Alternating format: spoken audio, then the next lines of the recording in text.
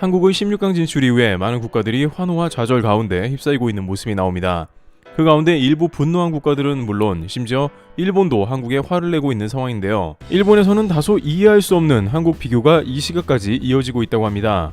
우선 한국과 같이 1무 1패의 상황에 기사회생한 국가들은 최고의 나날을 보내고 있는데, 소금 뿌리는 스테이크 요리사로 유명한 솔트베 객셰 셰프는 손흥민에게 스테이크를 먹여줬습니다. 그 역시 바쁜 셰프로 베컴이나 메시 등 월드클래스 선수들만 만났는데 손흥민이 오자 나타났습니다. 한편 영국 BBC 방송은 한국 대표팀의 주장 손흥민은 고국에서 축구를 초월한 선수다라고 조명했습니다. BBC는 손흥민은 슈퍼스타, 우상, 슈퍼히어로처럼 존경받는다. 그 이면에서 한 국가의 희망을 짊어지고 있다라며 손흥민에 대해 집중 보도하는 모습입니다. 특히 월드컵 전 안면부를 다쳤는데도 보호대를 차고 그라운드로 돌아온 극적인 서사에 주목했습니다. BBC는 챔스 마르세유와 경기 중 왼쪽 눈 주변에 골절상을 입어 많은 한국인이 우려했지만 슈퍼히어로답게 제때 회복했고 검은 마스크를 차고 합류했다고 보도했습니다. BBC는 손흥민이 한국인들의 용기를 복돋아주는 희망의 상징이라고 해설하기도 했습니다. 이어 슈퍼스타가 여럿인 브라질과 달리 누가 한국의 슈퍼스타인지는 명백하다라며 8강 진출을 노리는 손흥민은 다시 국가의 희망을 어깨에 짊어진다고 덧붙였습니다. 월드컵 초반 손흥민이 마스크 여파로 부진하다는 비판을 일부 국내 팬들로부터 받은 바 있습니다만, 마지막 포르투갈전에서 극적인 어시스트에 성공한 손흥민은 세간의 우려를 불식시켰습니다. 그뿐만 아니라 전 국민에게 16강의 감동을 선물한 그야말로 이 시대의 스타인 셈입니다. 또한 한국 선수들은 이번 16강 진출로 인해서 다양한 개인적 낭보들도 쏟아지고 있는 국면입니다. 현재 레알 마드리드의 안첼로티 감독은 김민재 영입을 위한 신청을 구단에 했다고 합니다. 김민재는 이번 월드컵 때 부상 여파에도 불구 우루과이전에서 누니에스를 완전 묶었습니다. 또한 보통 월드컵 때 눈에 띄는 선수들은 몸값이 수직 상승하는 효과를 보고 있는데, 한국만큼은 이러한 국제시장에서 극소수를 제외하고는 대부분 제외되는 모습이었습니다. 그러나 맨유 이적설이 꾸준히 제기되던 김민재는 이제 레알까지도 욕심을 내고 있다는 것입니다. 그의 바이아웃이 내년 여름 5천만 파운드밖에 되지 않았고 월드컵을 통해 몸값이 치솟은 겁니다. 따라서 빅클럽들은 김민재를 잡으려고 일종의 쟁탈전이 벌어질 확률이 농후한 상황입니다. 바이아웃은 물론이고 높은 주급으로 김민재에게 강력 이적 협상을 벌일 것으로 관측되는 부분입니다. 또한 이강인도 이번 월드컵에서 가나전 어시스트 등으로 뉴캐슬과 번리 등 EPL 구단의 뜨거운 관심을 받습니다. 그 역시 바이아웃 2천만 유로가 못 미치는 수준이기에 빅클럽이 이적을 노리고 있다는 소문입니다. 그 밖에 조규성 등이 터키 리그 등에 논의되고 있는 등 전반적으로 한국 선수들 붐이 일어나고 있는 것이죠. 또한 월드컵 이전까지 온갖 비판에 시달렸던 벤투 감독은 이제 완전 태세가 전환되었는데요. 많은 이들이 벤투의 16강 원정에 크게 놀랐고 그의 빌드업 축구를 극찬하기 시작한 것입니다. 따라서 축협은 벤투와 전격 재계약을 서두르며 국대를 맡아달라는 요청을 할 것으로 보입니다. 축협은 1+3년의 재계약을 요구했으나 벤투 측은 다음 월드컵 본선까지 요구한 것으로 알려져 양측의 의견이 엇나가는 가운데 과연 벤투 감독이 다시 지휘봉을 잡을 수 있을지도 관심사안입니다.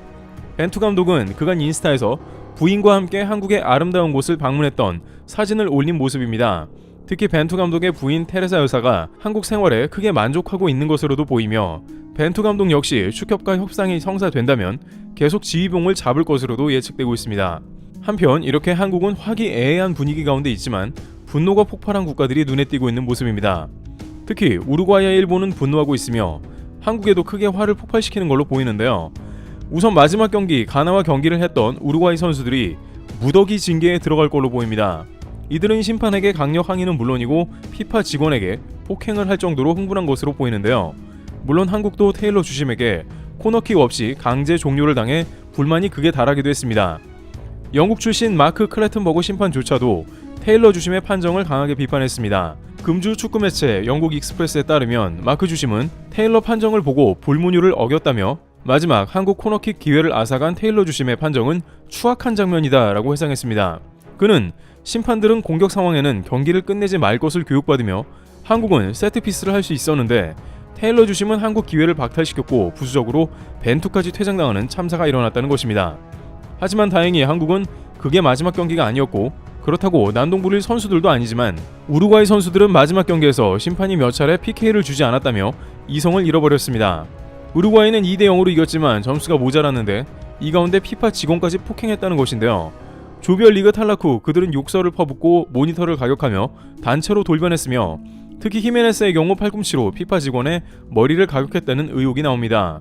그들은 심판은 모두 도둑들이며 개 XX이다 라며 상당히 노골적인 언행을 반복했는데 히메네스는 앞으로 15경기 등 선수들 대다수가 중징계에 처할 것으로 전망됩니다. 과거 수아레스는 이탈리아 선수 어깨를 물어 뜯었다가 4개월간 축구 금지라는 중징계를 받은 바 있었는데요.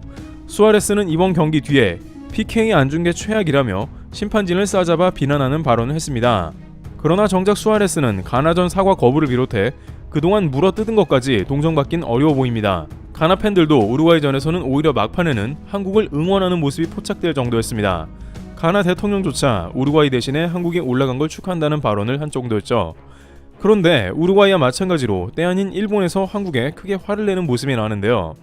애초에 한국과 같이 16강에 진출한 일본은 상호간에 축하 메시지를 보내고 있었습니다.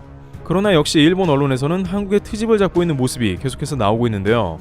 우선 피파가 아시아 국가들이 세 팀이나 16강에 갔다면서 축하의 메시지를 보내는 트윗을 하자 일본 누리꾼들은 느닷없이 손흥민이 왜 가운데냐 라면서 악플을 다는 모습이 등장했습니다.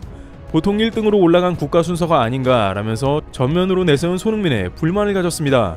일본 한 네티즌은 카타르 조직에는 상식이 없다 라며 일본이 1위니까 일본 선수가 맨 앞이다 하면서 손흥민의 센터 자리에 큰 불만을 표했습니다.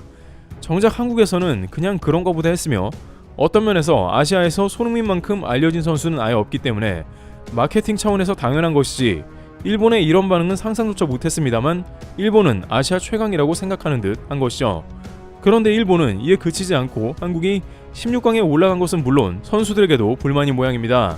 조규성 선수가 경기 후 인터뷰에서 일본이 잘하지만 얄밉기도 하다는 발언을 한 것에 대해서 일본 복수의 언론은 이 발언을 일본을 미워한다라는 오역으로 기사를 뿌렸습니다.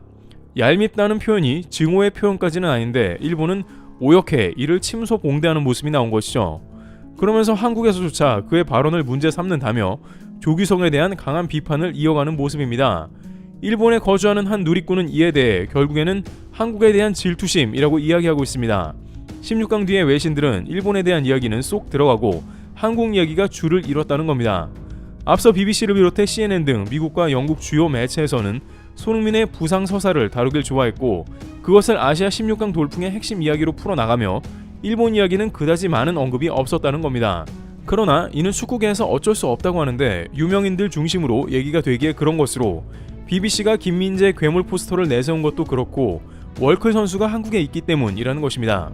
뭔가 이야기를 하더라도 한국, 손흥민, 히어로 이렇게 딱 쉽게 이해할 수 있어야 한다는 것이죠.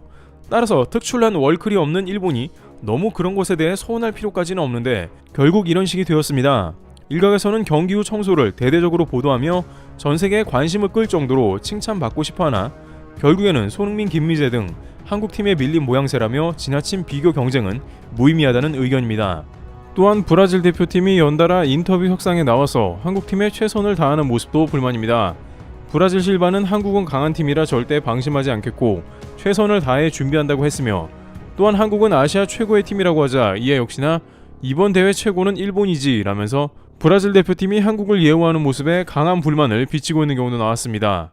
브라질은 한국의 5대1로 최근에 이겼다며 일본은 브라질 낙승이라고 전망합니다만 정작 브라질은 이번 월드컵의 한국 모습에 경계를 끝까지 늦추지 않는 것입니다.